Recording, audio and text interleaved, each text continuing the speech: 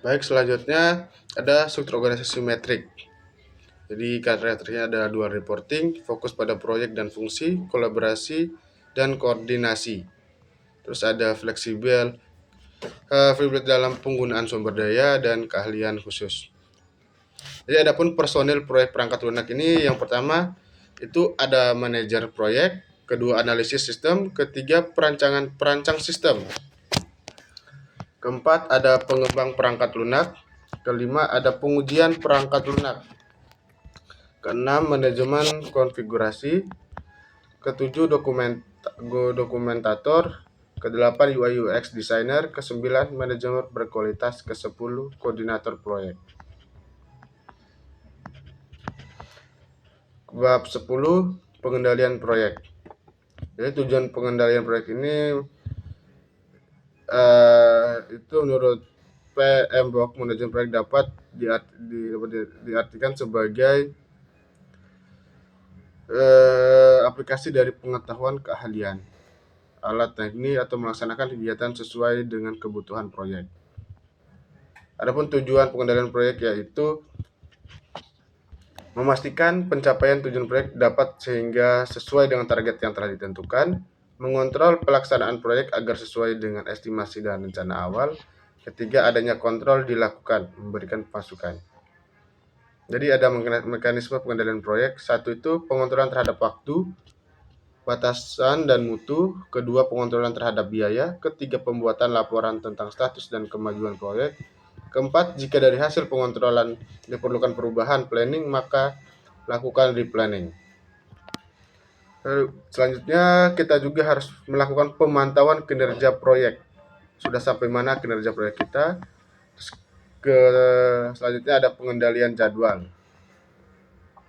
Jadi pengendalian jadwal ini adalah salah satu bagian dari tujuan utama pengendalian proyek adalah waktu.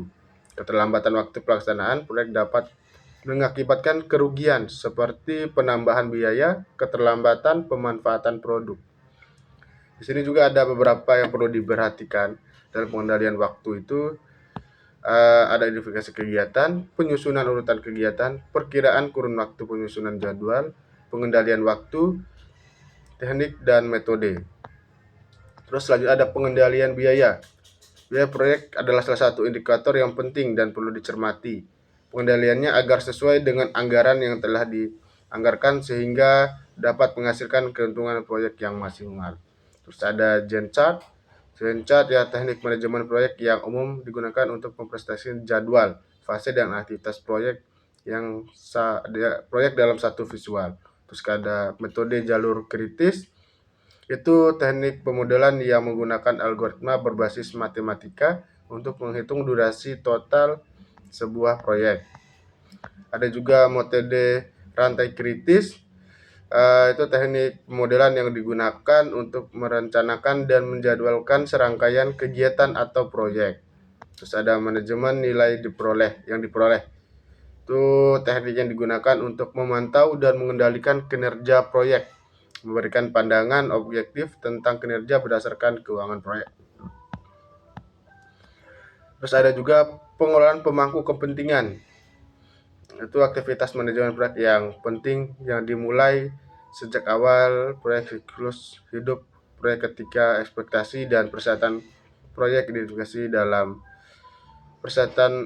dan diakhiri dan mencatat sebagai pengalaman dan kepuasan.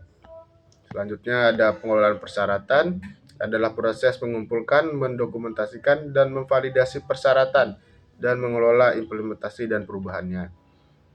Selanjutnya ada pengelolaan perubahan proyek.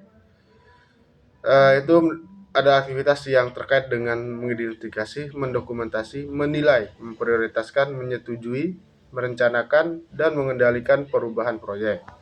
Ada juga pengelolaan risiko.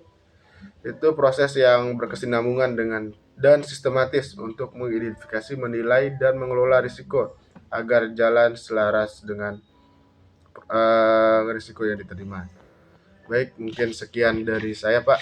Mohon maaf apabila banyak kekurangannya, dan saya memohon maaf karena banyak kesalahan juga sama Bapak. Terima kasih. Wassalamualaikum warahmatullahi wabarakatuh.